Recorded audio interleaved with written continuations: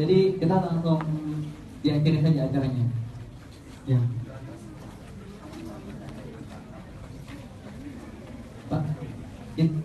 Pak, kita akhiri dengan doa dulu, tidak masalah Pak ya? Silakan, tidak usah Pak. Oh. Tutup aja langsung Pak. Langsung Karena gitu. kita tidak mau menanggung risiko. Karena Bapak tidak ada izin dari pihak kita manajemen, bahwa manajemen di sini adalah mengcover dari total tamu-tamu yang ada. Kita tidak mau itu. Ya. Baik, jadi teman-teman, kami mohon maaf atas segala kekurangan. Insya Allah mungkin kita bisa bertemu lagi di lain kesempatan. Sekali lagi, kalau misalkan ada salah kata dan perbuatan, kami mohon maaf. Assalamualaikum warahmatullahi wabarakatuh. Alhamdulillah, puji dan syukur senantiasa kita panjatkan kepada Allah, Rabb semesta alam, pencipta langit dan bumi, dan juga tentunya pencipta kita manusia. Dan juga salat dan salam senantiasa kita curah dan limpahkan kepada Rasulullah SAW, karena telah memberikan sebuah contoh yang sempurna dalam kehidupan, dan juga tentunya contoh yang sempurna di dalam dakwah. Alhamdulillah, melalui video ini saya akan coba memberikan sebuah penjelasan tentang pertanyaan teman-teman sekalian. Banyak teman-teman yang bertanya tentang gimana kejadiannya tadi di Malang, atau seperti apa kejadian sesungguhnya. Nah, mudah-mudahan video ini bisa menjadi sebuah penjelas ya bagi apa yang terjadi. Pertama-tama saya ingin mengucapkan pada teman-teman yang mendoakan, peduli, alhamdulillah, terima kasih. Saya tidak ada kurang suatu apapun sekarang dalam perjalanan pada Jakarta. Dan yang kedua, saya juga ingin berterima kasih pada teman-teman panitia yang ada di Malang, sekaligus mohon maaf kepada peserta-peserta yang juga sudah sempat hadir tadi dan mungkin merasa tidak nyaman ketika tadi ada kejadian pembubaran ya. Jadi yang pertama-tama saya ingin coba menjelaskan bahwa ketika saya datang ke Malang tanggal 29 itu saya sampai pada waktu sore hari, dan di situ saya dikabari panitia bahwa acara yang sedianya dilakukan pada tanggal 30 pada hari ini itu kemudian tiba-tiba acaranya dibatalkan oleh rektorat. Acaranya sedianya dilakukan di Universitas Brawijaya, lalu kemudian tiba-tiba ada pembatalan daripada rektor, yang rektornya juga tidak menjelaskan kenapa acara itu dibatalkan, tidak ada alasan sama sekali yang diberikan kepada panitia, lalu kemudian dibatalkan. Walaupun kemudian kita mendapati beberapa waktu kemudian ada bukti-bukti percakapan antara orang-orang tertentu yang bisa mempengaruhi rektor untuk membatalkan acara itu dilaksanakan di kampus. Kita juga nggak tahu sampai sekarang alasannya seperti apa. Karena acaranya itu sebenarnya acara sebuah kajian, jadi kajian tentang cinta mulia, tentang sebuah panduan-panduan yang harus dilaksanakan remaja agar waktu remajanya itu tidak dihabiskan dengan maksiat, dengan sia-sia, yang diambil daripada buku saya udah putusin aja. Nah juga kita bingung ada apa, kenapa kajian-kajian tentang pranikah, tentang cinta, tentang pergaulan anak muda ternyata mendapatkan sebuah penentangan dari pihak rektor.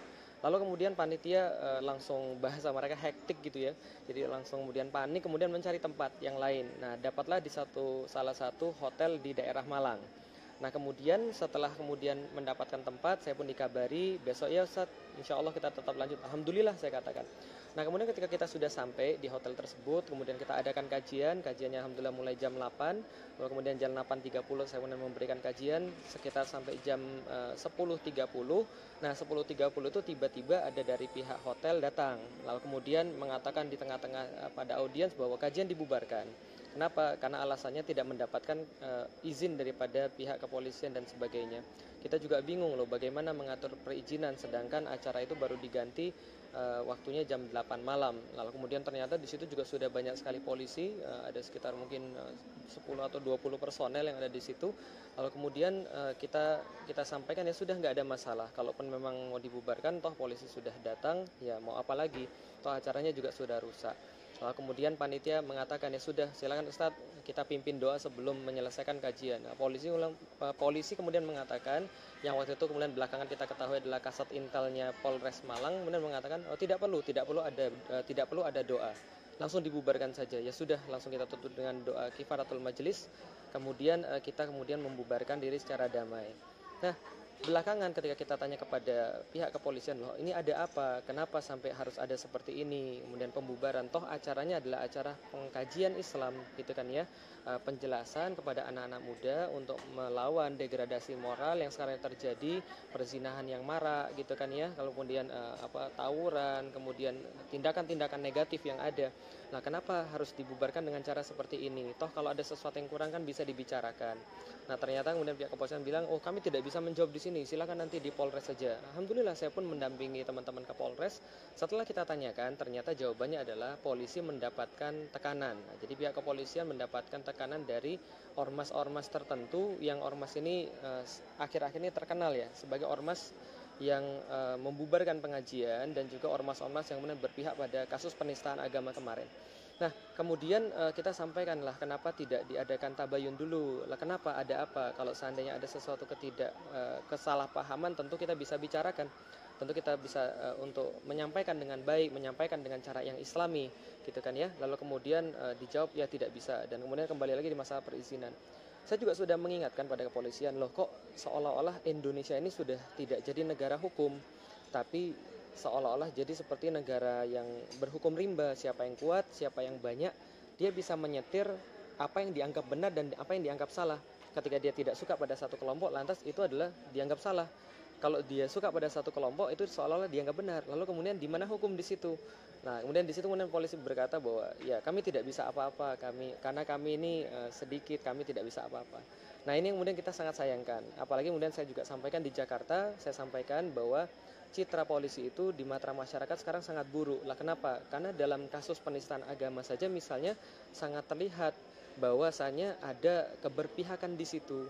Akan sangat sulit sekali ketika kaum muslimin yang mengadakan acara, akan sangat sulit sekali ketika kaum muslimin mengadakan satu hal pengkajian kemudian dianggap sebagai satu hal yang makar. Padahal di mana makarnya? Kita sedang membahas tentang pacaran kok, sedang membahas tentang udah putusin aja. Kok dianggap sebagai satu hal yang kemudian mendekati kepada makar. Nah, ini kemudian ya sesuatu yang kemudian kita sayangkan ya, sangat kita sayangkan sekali apabila ada orang-orang yang tidak suka kemudian mengedepankan tindakan-tindakan pemaksaan, mengedepankan tindakan-tindakan fisik tanpa ada komunikasi terlebih dahulu, tanpa ada tabayun terlebih dahulu. Padahal seharusnya kemudian yang terjadi adalah tabayun atau komunikasi terlebih dahulu. Yang lebih kita sayangkan justru itu dari pihak seorang muslim atau dari pihak muslim sendiri. Nah, yang kedua, kemudian saya juga sampaikan kepada polisian bahwa ini harus kemudian ke depan harus lebih baik lagi. Kenapa? Karena bagaimanapun juga tidak boleh ada satu kelompok yang bisa memaksakan kepada kelompok yang lain, dan itu adalah sesuatu pilot project atau presiden yang buruk ke masa depan.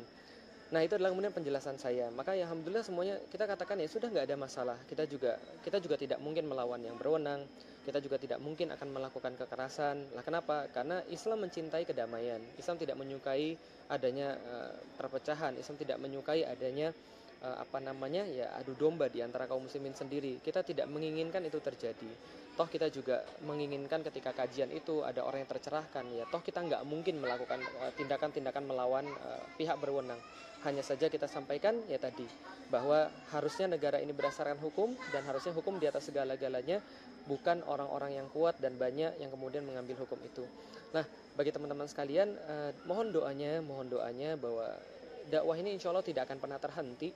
Dakwah ini insya Allah tidak pernah akan surut. Kenapa? Karena Allah akan mengambil daripada orang-orang yang dicintainya, orang-orang yang siap untuk mempertahankan agama ini, siap untuk memperjuangkan agama ini, dan insya Allah doakan bahwa saya adalah salah satu di antara orang-orang itu. Mudah-mudahan saya termasuk orang yang mendapatkan amanah untuk menjaga agama ini, untuk menyampaikan kebenaran ini, walaupun mungkin ilmu saya tidak semumpuni ustadz-ustadz yang lain, tapi mudah-mudahan apapun yang saya ketahui dan itu benar, saya akan coba menyampaikan dengan sebaik-baiknya, menyampaikan dengan sebagus-bagusnya. Yang kedua, kemarin barusan saya ditelepon oleh bapak saya. Jadi bapak saya kemudian berkata pada saya, "Lik, kamu ini sekarang tulisanmu di Facebook tuh keras sekali. Nanti banyak yang nggak suka loh. Nanti ada ormas-ormas tertentu yang nggak suka. Atau misalnya ada pihak-pihak yang tidak suka, pihak-pihak berwenang dan misalnya pihak-pihak rezim yang mungkin tidak suka." Saya katakan, ya bagaimana lagi? Ini adalah kebenaran yang harus saya sampaikan. Saya bilang, "Pi, ini adalah kebenaran yang harus Felix sampaikan. Lah, kenapa? Karena Felix tahu ini adalah sesuatu yang benar dan ini harus Felix sampaikan. Bagaimana mungkin Felix diam ketika melihat kezaliman atau melihat sesuatu yang salah? Maka bapak saya kemudian bilang, ya tapi ini berbahaya. Kamu tuh mbok ya sedikit lebih halus, sedikit lebih santai, nggak usah kemudian harus seperti itu terus. Carilah tema-tema yang agak santai, tema-tema yang agak tema-tema yang agak halus. Saya katakan gini, saya mengutip kalimatnya Imam Ahmad ketika beliau ditahan oleh pemerintahan karena tidak setuju dengan apa yang diyakini oleh pemerintahan pada saat itu. Apa yang tidak diyakini? Bahwa Imam Ahmad berpendapat bahwasanya Al-Quran bukan makhluk, tapi adalah kalamullah.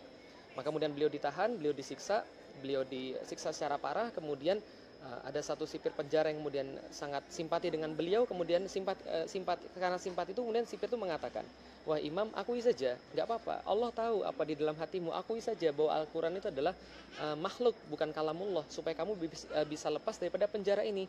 Maka saya sampaikan itu juga pada bapak saya. Ini kata-kata Imam Ahmad bin Hambal. Ahmad bin Hambal berkata pada sipir penjara itu, keluarlah, lihat di balik jendela apa yang kamu lihat di situ.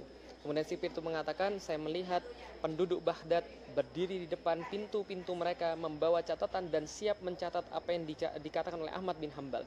Maka kemudian Imam Ahmad mengatakan dengan satu hal dengan yang sangat indah sekali yang harus kita ingat para pengemban dakwah, yang Imam Ahmad katakan adalah, pantaskah ketika Ahmad selamat sementara manusia sesat? Nah itulah yang kemudian kita ingat, kita tidak inginkan itu. Insya Allah yang kita lakukan adalah sesuatu kebenaran dan kita tidak khawatir akan itu, kita tidak menyembunyikan apapun. Toh yang kita dakwahkan adalah sesuatu yang bermanfaat dan kita meyakini apapun yang berasal daripada Islam tidak akan pernah untuk memberikan keburukan, tidak akan pernah untuk memberikan perpecahan, malah sebaliknya menyatukan, membuat kita semakin terajut satu sama lain, membuat kita saling mencintai satu sama lain, membuat kita saling damai satu sama lain, dan tentunya akan membuat insya Allah Indonesia ini akan semakin berjaya ke depannya. Itulah yang menjadi alamiah daripada Islam. Kalaupun ada orang-orang yang tidak suka, insya Allah kita doakan. Mudah-mudahan kita doakan Pak Polisi, kemudian berubah, kemudian untuk menyadari, lalu kemudian untuk mengetahui seperti apa kebenaran yang sejati dan keadilan yang sejati. Kita doakan organisasi-organisasi yang selama ini kemudian getol membubarkan pengajian, getol kemudian untuk kasar kepada saudaranya, benar-benar melaksanakan apa yang dia sampaikan berupa Islam rahmatan lil alamin, untuk damai, untuk kemudian baik pada saudaranya, untuk kemudian tetap berpegang teguh kepada Islam ini dan mengedepankan intelektualitas, bukan mengedepankan sesuatu yang lain seperti anarkisme dan pemaksaan. Dan insya Allah kami juga mendoakan agar teman-teman sekalian semuanya istiqomah di dalam dakwah, dan kami juga mohon doanya mudah-mudahan kami tetap istiqomah di dalam dakwah ini, dan juga mohon doanya mudah-mudahan dakwah Islam ini terus diteruskan, dan insya Allah akan banyak penerus-penerus generasi-generasi Islam yang insya Allah siap untuk membela Islam. Insya Allah demikian, mudah-mudahan bermanfaat dan mudah-mudahan menjadi penyemangat bagi kita semua untuk tidak berhenti di dalam dakwah, karena dakwah tidak pernah akan terhenti. Assalamualaikum warahmatullahi wabarakatuh.